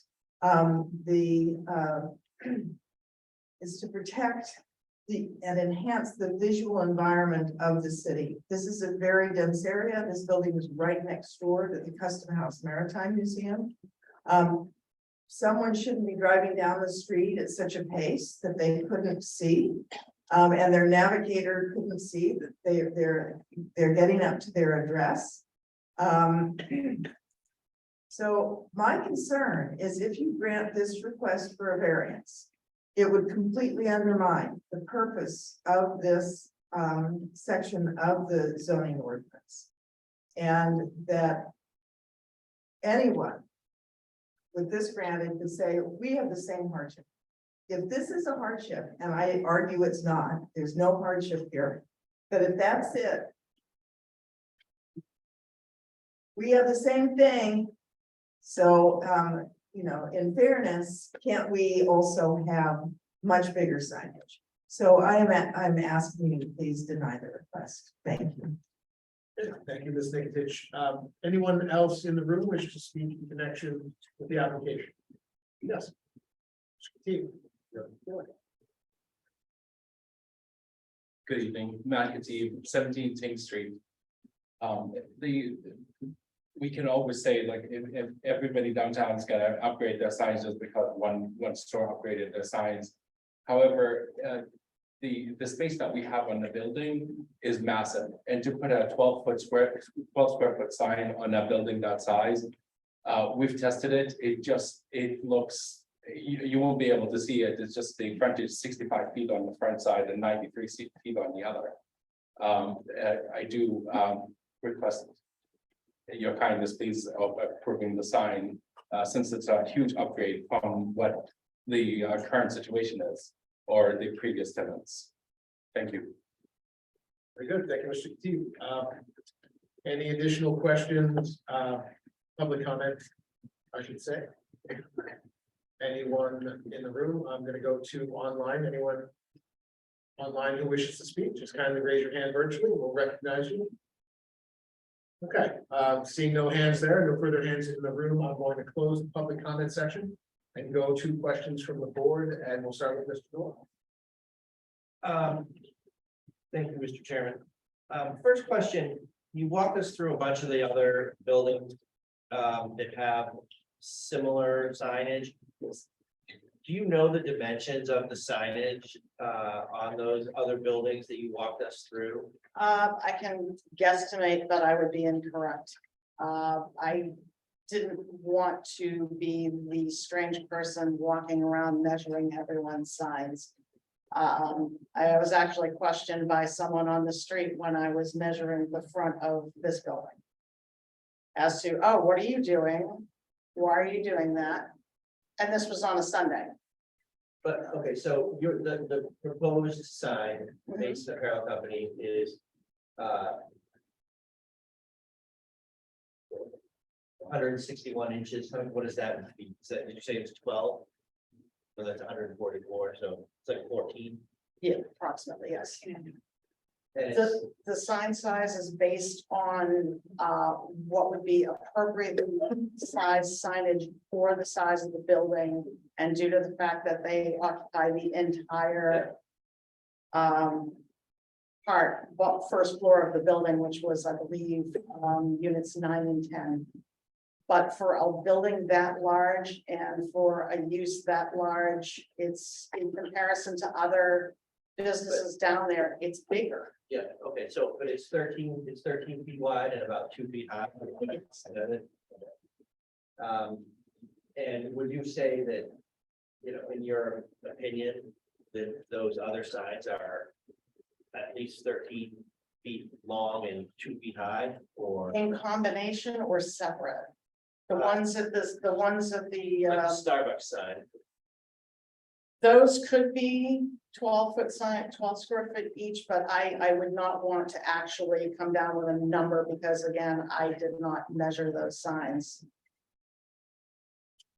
But on a building that big, to put a 12 square foot sign literally looks like a piece of gum on a piece of paper. It's very small. So the jewelers are the same size. How? They are the same size. Which jeweler? MK Jewelers, Okay. So how would you address the hardship issue? if you're unable, when, as the member of the public stated, she doesn't think people should be driving through there that fast. What about people who are coming in from out of town? Like I did. I came in from out of town. I had navigated that whole area on Google and yet I still managed to go right past. And I was looking for that building. So if you're from out of town, you don't know what the building looks like, but you just are looking for the Basin Apparel. Having very small signs is not going to allow you to find where you're looking for and then be able to go find a parking space and walk back. Well, okay, let me just stop you for a second. I don't think the hardship is from the perspective of the person who's looking for the store. I I'm think the talking, hardship would be, well, I understand what you're saying, but the concept that we're trying to get out here is kind of a legal concept, so we need to address that head on. So what, for the Basin Apparel shop and the business, what would be the hardship? the hardship would be if people were unable to find the location easily, that they would become frustrated and decide not to go and business could fall off. They are expanding their business. They would like to bring more business into Newburyport. And this would be a good way to do it. To show a nice store with appropriately sized signage, which is easy to find. Versus, well, when you're driving and someone's navigating, someone is trying to tell you where something is and they can't see it because the sign is too small. I don't know about anyone else, but I would get frustrated and not go. I have no more questions for this time. Maybe I'll come back with some later on. Did you have a partial answer to Mr. Devon's question? Jay John from the Sign Center representing Matt here. In terms of this, so it's topography first, in terms of how it's on two streets, so two sides of the building. So we have topography. It is certainly not injurious to others. It is matching one sign that was already on the building. that we don't believe that we could find a permit listed for. So it's in the not injurious to the community, to the spirit of the ordinance. It is substantial justice for Matt and Karen in terms of operating the square footage of this. So, but the primary hardship comes from topography and being on two streets. Okay, thank you. Now, Mr. Bennett. Can I just follow up that question? If I may, you said there was a prior sign. on the Was- building? Can we go back to, for, Urban elements, says urban elements. Yes. Oh, okay, that's the sign. so it's the exact same size as that sign, It is. and that sign was. Is illuminated. that's That was the the back. first. That's what's the same street. Yeah. That's parking very, lot sign. that's very wharf side. Yeah, that's a part, yeah. Turn it off a little bit. So was there a sign on the front for urban elements? I think there was. So it was all the awnings, the blade sign is the max, the awnings, and the fact that they put all those signs in between. On the brick side. So that was the before, this That's is all we're correct. talking about. Same, So you are going to install a blade sign, is that correct? we are using the same bracket, Okay. same size, Right. so And how big is that? it's 8 square feet. Okay. And will that blade sign be illuminated at all? It is not. Can it be illuminated under zoning? I believe it can be casted, it can't be internal. I believe it can be casted. It can be spotlit. Correct. Okay. Have you considered putting another blade sign on the other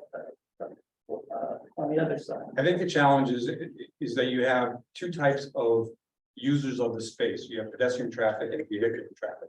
And you're trying to deal with both in terms of it. And as you can see from the angle of the building, you can't see either side. And as you come around that corner, as Kathy said, there's a significant change in how the road bends there.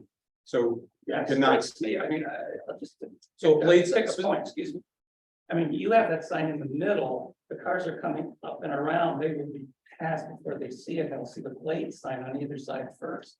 blade sign at 8 square feet, we're only at 12-inch characters for the building sign. It will not be a readable sign as another blade sign for a vehicle. So blade signs are primarily there for all the shops that you have on all the different streets in the waterfront district and in the downtown district, as if they were 20 square feet or 20 lineal feet or so. That is not what this business is. Let's go back to the urban interior sign, do you know if that, if the relief from the zoning board was granted with respect to We could not find it in the record. where you look? We I did. did look. Okay. And how about, and I thank you for these photographs, and also, I have to say, this is a great improvement to the retail community. It's a wonderful store. And I probably spent too much money for Christmas. In any event, and I found it. But in any event, do you know anything, it's probably not, but about some of these other signs that you identified? Benatti, Market Square, Starbucks, do you know their regulatory histories at all? I did not check on those. They appear to be within allowances. Well, they're not, there are obviously a number of signs on 2 streets, so it's Yeah, the same conditions, the same zone, and we do not know. We only check the history on this building. We must know the other jeweler. We are helping Matt with that now. Yeah. Matt can answer that. I can't answer that. Okay. Matt will answer the question. I just don't know the answer. I'm sorry. The total square footage on the signs at Gibonati Jewelers and the ones in the front is confirming it's 12 square feet on both sides, but the only thing that we got this added to it is the 2 logos next to the signs. That's the only thing that we added. The blade sign, we had a special permit for it because we ended up with 3 signs on the building. So we have one on Middle, one on State, and then an additional blade sign on the corner of Middle and State. And actually, I must say they're very tasteful. Thank you. well on that structure. Can I ask you a little bit about how you chose the colors here? That's also Matt, that's their branding. Oh, that's part of your, That's a part of the branding, the colors of, it's the basin of pearl, so we have blue and green, which is for the water, for the goat basin to the mountain basin, like my wife always says.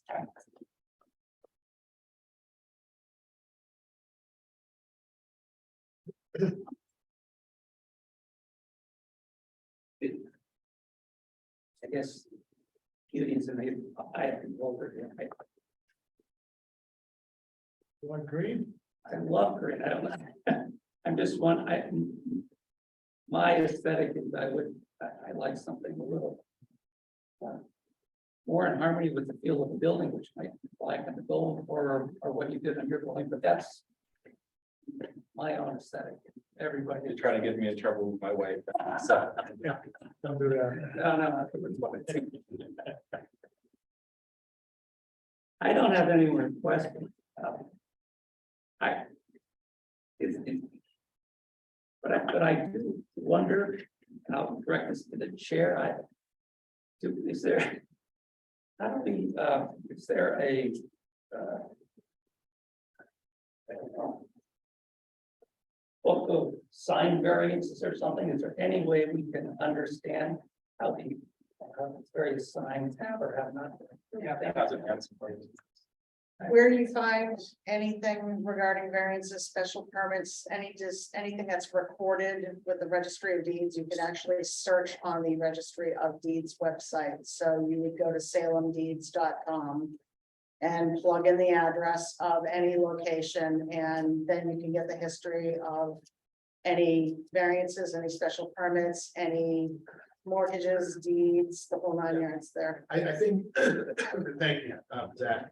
The question I believe Mr. Bennett may be asking though is a way to call internally of that, universal portable docs, our sign applications. I can say this, and I think you guys all know this. I've been on this board since '02. I've been involved in every single sign that's ever changed in that period of time. That's 20 years. And I'll say that I haven't maybe, there is no rhyme or reason other than a migration toward the establishment of signage that is in harmony with the architectural materials, mass and scale, and a lighting sort of aesthetic that seems to be, we'll call it obvious, but no internal lighting and, attention to that sort of detail. Every single one of these applications, as is our kind of our province and our charge is by itself a case-by-case standalone application. It neither follows nor does it set precedent. We can make one decision for a myriad of fluid reasons based on the very same criteria on a Monday, and then find a different conclusion on the Tuesday, and find both of those to be cohesive, coherent, and credible, even though they're not the same. And that is sort of the magic / lack of magic of this process, as we all know. It's devoid of right angles. It's liquid, not a solid, right? And that's the discretionary process of finding hardship, if we can find it, where it exists or not. And when I look at our approach or attempt to approach a sign application, to answer your question directly, though, Mr. Bennett, we can simply cull the applications that have come before this board in X number of period of time and say which of these are variances and then which of these are sign variances. I shudder to think how easy or hard that process might be. I understand. But I mean, I would I'm say, just concerned that we had a willy-nilly approach to this, and there's been a history of yeah, granting the variances that would inform how I think the board should look at Yeah. another request. That's all I'm saying. we've often, for instance, a monument sign, like signs that existed I'll use an example like the car wash on Story Avenue. When that changed hands a bunch of years ago, the signage needed to change. And so it was an improvement along this sort of migrating signage aesthetic of granite monument pillars and a what they call sign core, foam core, and forgive me if I'm misusing that term of art, which resembles sandblasting and both relief and relief and recession and sort of recession of elements to give it depth, and then ground lighting, ever interior lighting. And, Dunkin' Donuts was a perfect example. When that building unfortunately suffered a fire, the signage changed completely. It was sort of it was a thought-leading sign, for Dunkin' Donuts and brand, because they had to go through trying to figure out how to make their sign work with, in our community isn't alone in this. There are many other communities, all around the Commonwealth that have this sort of aesthetic. But that's really the best I could say from my own, for what it's worth, recollection and involvement, is that each case is a little bit different, but that's the general core of what we try to do. We are often asked to grant these sign applications because it's just the nature of our zoning. Seems like it shouldn't be, but it is. And so when this is one member trying to look at it, I look at what was there as part of the context. I don't know whether we were finding hardship correctly or not. That's for men and women who wear black robes to decide. But as a board of just volunteer citizens that are doing our level best and trying to figure out if it's right or just or credible or compliant or adheres, we look at them all case by case. I don't know if that's helpful or just a whole bunch of wind, but yeah, I think that would be Kind of the. but I mean, it's worth sharing just for what it's worth. I guess. So just to go back to the blade sign, what size is it again? 8 square feet, sir. 2x4. Is it possible to increase that size to the 12 square foot max permitted, or would that be prudent? What's your professional opinion on that? That they are repurposing the existing bracket, and it would, in its current position, it probably isn't prudent for this property. It doesn't achieve any more pedestrian view in terms of readability. So the size and mass of the building signs are all taking into how it was designed to fit the space. A bigger blade sign, I don't think helps accomplish the goals of the tenant. And had there been 2 tenants in there, there would have been 2 different tenants asking for the sign. They took the entire space. Well, we can move up. Right, that's what I was saying. Yeah. Did you have any other designs that you worked with? In addition to the one that's presented to us? They were all brand new. So all the design changes that we worked with Matt and Karen were based on branding, not on. We sized it based on starting with what was there. And then they're only 12-inch letters. They're not enormous letters. Beating a dead horse here, but let me ask one other question. When that urban interior sign went up? I do not. 2010 to 2010. Yeah, I mean, and that never came before us in my recollection, and that just showed up. But I remember for related reasons where that store came in town. Thereabouts. So you have community people trying to do the right thing in terms of the process. I would never question that. Anybody, that's not. No. Mr. Bennett, anything? No, thank you. Mr. Shannon? Yeah, just one question, the pictures that you're showing, that one as an example, I assume you scaled that sign on the building That's correct. to the building, so that is what it will look like. You put it up. That's correct. I guess I have to, so that's about twice the size of what's allowed. If you made that in half, you almost couldn't read it from across the street. I think this came up when we were doing the physical therapy building up on Graff Road. They had this tiny little sign, and they actually put it up. You couldn't read it from Graff Road. So they 2.5 times the size of it, and now it looks like it fits because it's a big building, big sign. So I think they're running under the same thing here. Is you almost wouldn't see it until you were on the sidewalk. But I have no other questions. Thank you. Second. Yes, I have a question about the materials. You explained the colors a little bit. But the choice materials, aluminum and vinyl, and in your application, you referred to the spirit of the ordinance. So the ordinance says, is the intent of this bylaw to protect and enhance the visual environment of the city. Signs must be appropriate to the building. And I found it really interesting that you chose signs in town that are very different from this, but visually coherent with one another and appropriate to the building. So the Market Square Jewelers lettering, can we look at that? Looks, it's black and gold, very appropriate treatment. And then the Benatti jewelry sign, yeah, okay, I see. And the sea level sign has the wooden planks and sort of raised lettering. I think the Starbucks building, and the sign, it sort of respects the architecture of the building, and the urban element sign, which I think Mr.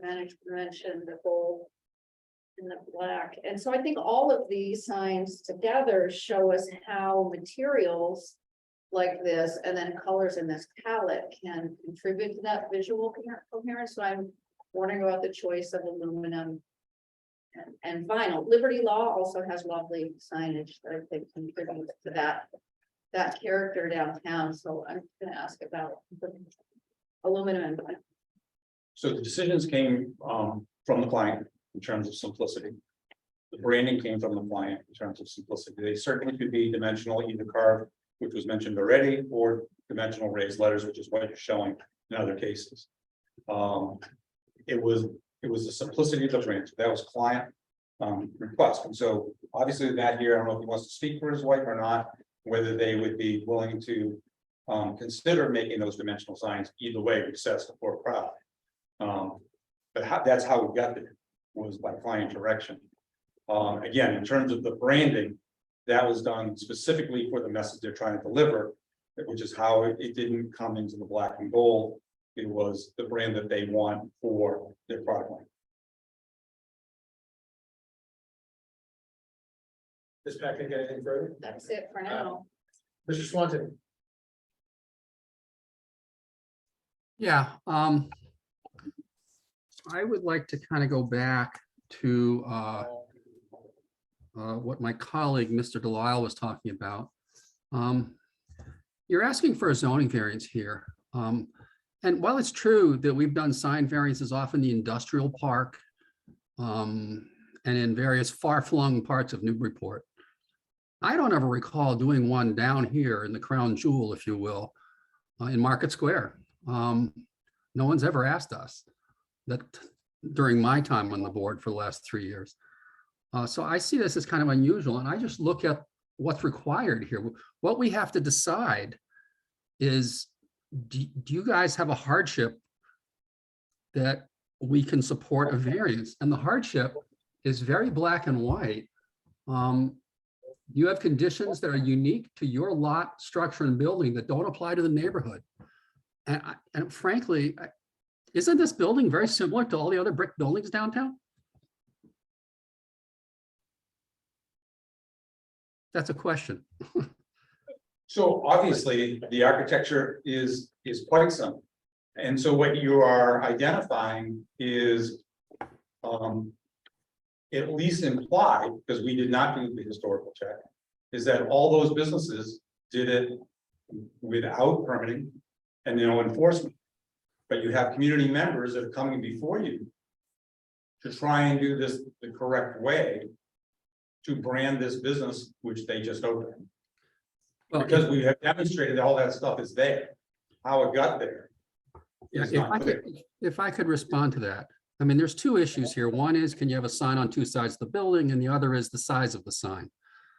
And as I read the ordinance, you can have a sign on each side that faces a public way. And you could argue that the driveway back to that giant parking lot is not a public way, but I kind of think it is. So I don't really have an issue with having two signs here, one on each side of the building. My issue is entirely with the size of the sign, because the next thing here is we can't grant you something that gives you a special privilege different from all your neighbors. And no one's ever asked for an oversized sign down here in the crown jewel of Newburyport. So that's where I'm stuck, basically. And to respond to your other point about what about these other folks? Well, That Starbucks sign looks like it's within 12 feet. So do the two jewelry stores. And okay, you found one, Urban Outfitters. But this city did not have a zoning enforcement officer a few years ago and decided it better have one to make sure its ordinances are better enforced. And that zoning enforcement officer kind of blew the whistle on this one. And I'm still waiting for you to say what your hardship is here, because that's the only way we can give you a variance, to say this building is very unique compared to its neighbors. And I don't hear the response to that, basically. It comes down to the readability. So the hardship is topography. It is the shape of the streets. It is the nature of where the position of that building is. And so it sounds like we are not talking about the two signs, but the square footage of the signs. Yes, And- entirely. Yes. Oh, you're gonna make it a completely unreadable sign. If that sign came down to 12 square feet, you would not be able to read it, which was already addressed for some other property. But It you would be can a read non- you can read the Starbucks sign when you drive by. You can read the jewelry store signs when you drive by. I don't understand. Your sign is a bright white with green on top of it. It seems actually more legible than some of these other signs. 12-inch characters, and I should have brought with me the distance at which you can read it at which speed. I do not have those facts. Those are well-researched pieces of information in terms of letter height to speed, in terms of readability. Part of it is, I hear you, but your hardship can't be readability. It has to be, your building is unique and different from your neighbors. That's what you're really proposing here. And if you were out in the industrial park, it'd be a very different situation. You're in the heart of the historic district of downtown that draws so many people to Newburyport. And that's where I'm troubled. And Mr. Delisle started in on this question about the variance, and that's where I'm stuck. So anyway, I will yield my time to the next colleague. All right, thank you, Mr. Swanton. Well, I guess it circles to me, and this is not so much a question, but it probably will get there. Mr. Swanton had mentioned, asked the question about certain signage. And for what it's worth, Ken, I actually have a recollection of a few. I don't know if they sort of fit the right mold, but several years ago, Brown's Wharf came before this board, and I was on the board at the time. That's down next to, just in front of what used to be Black Cow, now behind what is the Black Cow. Brown's Wharf was looking for a sign expansion more commensurate with their building size. And we struggled over the permitting of that. It turned out to be a halo backlit sign, which was very, very novel and unique for an architectural, building such as that. And not everybody on the board felt like minded about it, or even knew an example to align it with. But that's the sign that's there now. That's the sign that was permitted. In Market Square, there was Vera. They came before this board for their sign. Families Real Estate came before this board for their sign. There is a law firm there's a law firm and a dentist office that have signage on that building in Market Square directly above the Vera sign with like an arrow that points up in the street, if I recall correctly. Different sizes, different examples, but I remember when we toiled with that for what it was worth. Each one had different circumstances. From my standpoint, the question that we're still a question, so I'm going to ask you this question. Ms. Nikitich, she had posed a question that I would kind of echo, to see if we can drill down to an answer with just a certainty about it. The question I believe Ms. Nikitich had asked was, do you occupy, the entirety of that unit that spans the entirety of that first floor? And I think the question, and forgive me to paraphrase, Ms. Nikitich is in the room, but the question really drills down to, what is the likelihood of there being additional signage? Or are all of the sign possibilities represented in this request, because all of the occupancy is represented in this request? That's the question. so I can address one part. All the occupancy is in fact Okay, the base of the paragraph. How long of a lease did you sign? 10 years. So So- 10 years of one tenant in that entirety of space. and I think that's relevant for me, only, and it may be for my colleagues, but it's relevant for me just to anticipate, is this the first of a, death by 1,000 cuts example of us fielding other questions and other requests for signage? Because while we don't set a precedent, I believe in that, And I'm certainly comfortable defending that when we explain how our board work and what we do and don't do. I think in fairness to, a member of the public's comment, it is hard to argue that the rules right here are different for you than the rules right here for you right next door, And so that's where it sort of trips the wire a little bit for me. It's reassuring for me to know that that's not the case here. And I believe for all of us to hear that. So the other question is it your argument, and I believe you suggested an argument that you hoped we would field as a response to where's the hardship. And I believe what you had said was that it was tied to the building shape. And again, forgive me for paraphrasing, you said it was the location in that it occupies a corner. And it's on it's on a corner spot. And what I wonder whether you failed to say or whether you also said was the shape of this building does not conform with a known geometry. It's somewhere between a square and a rhombus, right? If you look at it from the air. Right. So its shape, which is not uncommon for the colonial era, conformed with whatever the ways were of the day. So we see houses that are not right angled because the roads on which they sat were not right angled, and there are lots of other things. So that is something that I would want to hear from you if that's in fact the proposal, because that's one of our conditions that this board could, if it was inclined, consider as part of the evidence of hardship. A condition and circumstance that is unique to the applicant's lot, structure, or building, and do not apply to the neighborhood, lands, structures, and buildings in the same district. Different shaped buildings, though they're all made of brick, are not necessarily the same, even though they're right in the same district. So if you could address that for me, I just want to hear that so that we can all hear it.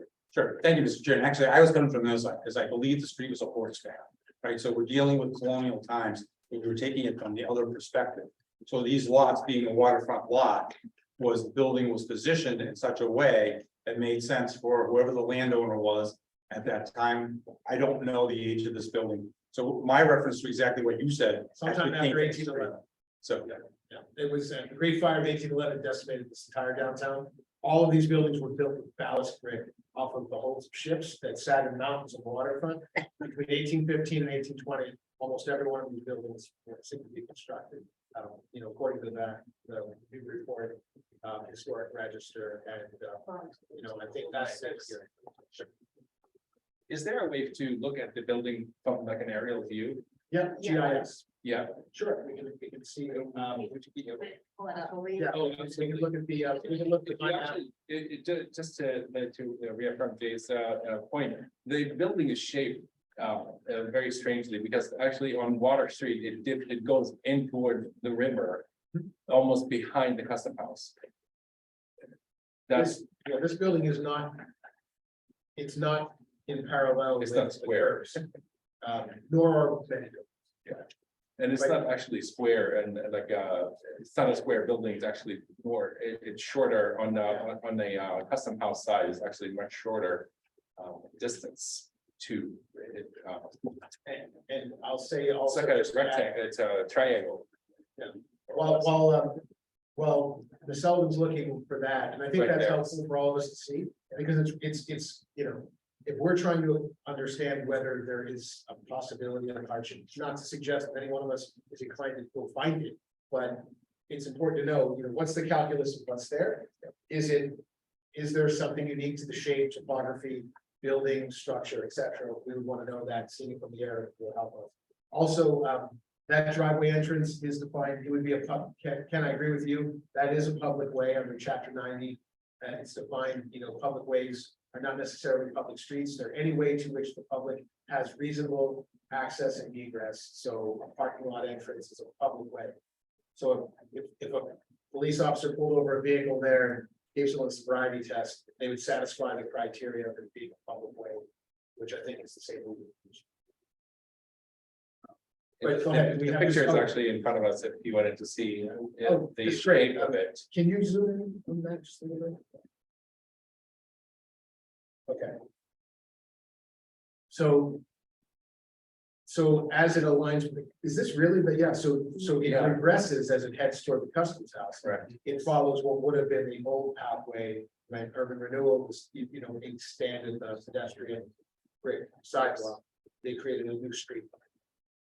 So your cars in your line of sight coming outbound from Plum Island do not intersect in the ordinary way with the ordinary latency of view because the angle is acute. It seems like it's sharp, but that's good for us to all see. These really haven't been questions, but I'll ask you another question. Is there anything else you want to say? Thank you so much for your time. I appreciate your again. No, thank you. It's not easy for us to sort of toil through this, but we have to sort of gather with that. All right, so members, any other questions that any of this sort of raises that you want to ask before we get into deliberations? Yeah.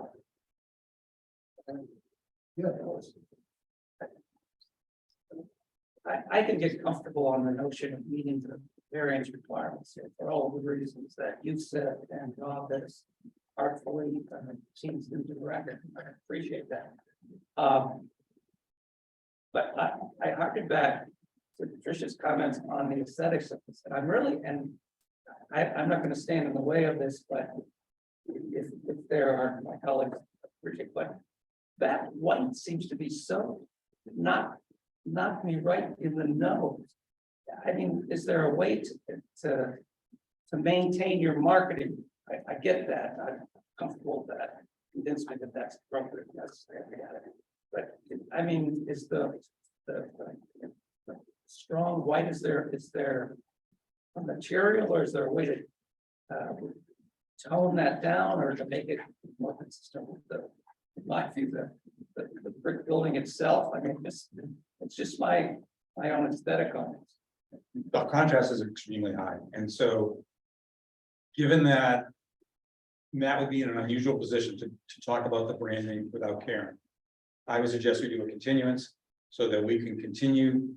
If the general feeling is that we are in the right direction, that you're worried about the tone and manner of both the zone and the building from an overall community perspective, let us work with Karen and bring back options that she's comfortable with and that will address your concerns, which we can't do tonight unless Matt wants it rolled. I think that's a. May I really interrupt? I'm done. To just dovetail. The question, that, well, I guess our board is, I think it's, the board is served, the community is served, and we're all served in this notion of taking a granular, thoughtful approach, even if it isn't timely and convenient, and sometimes, if not oftentimes, it isn't. I'll say this, and it's, I'll pose it as a question. Are the materials vinyl and aluminum? It would, because of the simplicity of the sign, the current build is an aluminum band sign with vinyl letterings, and that was simplicity for the intent of the brand. But Anyway, I'll say that, And the weather. yeah, On that side. I'll say this, I don't recall in my tenure having dealt with signs we've dealt with, that material choice having ever met with the favor of a board I've sat in voting on signage. And that's not to suggest that there isn't, that's, I'm not suggesting that, that's how this would go, but I'm just telling you what is in the record. And it sounds like at least one or more of our members are fixing the look. So it should be acutely valuable to you. And I say this in the sort of aesthetic of wanting to see best possible result if there is one in the cards. Those material choices are not irrelevant. And I don't recall seeing that successful in the past. There are other materials, you folks know better what that is. So I would encourage you as a part company to bring, the best foot forward in whatever the next hearing is going to be to think thoughtfully about those choices too. Because all of this is part of that downtown aesthetic. Every one of my colleagues said it's an important marquee building, are in my opinion, are right on the money. And I know the teams share that sentiment as well. So I just want to make sure I get that thought out. I agree with with my colleagues when they point that out as well. Anything else from the board before we entertain a motion to continue? Mr. Swan, anything further?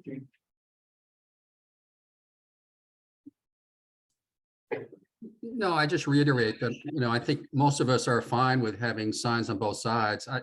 When you come back, I'd like to see what they look like from both sides. And if you have several choices, show what they look like. But anyway, I like the idea of taking what you learned and seeing if you can better address the concerns. Thank you, Mr. Swain. Anything that you wish to ask of us before we part company to sort of take back with you as you sort of re-deliberate on? I think it's clear in terms of the materials and the colors. And when the Legacy's own most of this property, we were the provider for, we've been before you many times for different properties. We know and respect your work. So probably the biggest one is the fouls, and so we understand all that. This was following a brand and trying to deliver. So I think as we talked about the criteria for the building shape and the topography as we described it, of what that building is, and making it readable, I think we've gotten that. There's a self-imposed part of this is the name of the brand, right? So Starbucks is very short. And so we're stuck a little bit with the name of it. And so the characters are very modest. So I am hearing that you want to have it from a tone and manner, a better fit to this piece of the community on this building and to review the materials. And so that's why I'm good. Any member of the CBA wish to add anything to that as they take it? Yeah, I think that what you say with respect to the materials is critical to me. I was more concerned with the variance piece of it, the actual legal piece, and I think we've done a lot of work on that tonight to get head in the right direction on that. But I would say, from my perspective, that your branding is your branding, and I'm not gonna comment on the color choices. I think that's you guys have done whatever work you were going to do on that. So I wouldn't get in the way of that. Yeah. Very good. Anyone else? All right. Hearing none, we will entertain the applicant's request to continue. And we'll take a motion in a moment, but we have a slot available on Valentine's Day, 2/14. The next meeting slot will be on 2/28. We can go further out if you feel you need to. 2/28 is the request. Very good. That you're first out. There's nothing on 2/28 yet. All right, so members of CBA, do we have a motion to continue the application to 2/28 and a second? Also, Very good. Mr. Bennett's motion to continue to 2/28, seconded by Mr. Shannon. All right, motion made and seconded, calling the roll, Mr. Delat. Yes. So, did you have something? I'm sorry, I missed on the date. Oh, 2/28. 2/28. Okay, thank you. Mr. Delat. Yes. Mr. Bennett. Yes. Mr. Shannon. Yes. And Mr. Swanton. Yes. And I vote yes. That is 5 in the affirmative. The ayes have it. Motion continue carried. Good luck to you and thank you for your time. Thank you. Ms. Dignich, thank you for coming out and for your time. All right. We are, I believe, at the end of our agenda. We having conducted all the public hearings, I'll go ahead and close the public hearing section and we'll go into the business meeting. The only matter on was the request for modification that was continued. We have the minutes from Gretchen of 1/10/2023. Any comments, any changes, any revisions? Very short. All right, Yeah. pretty sure. All right, so we have a motion to approve. So moved. All right, and seconded by Mr. Bennett. Motion made and seconded. On the motion to approve the minutes, Mr. Delat. Yes. Mr. Bennett. Yes. Mr. Shea. Yes. Mr. Becker. Yes. And Mr. Swanton. Yes.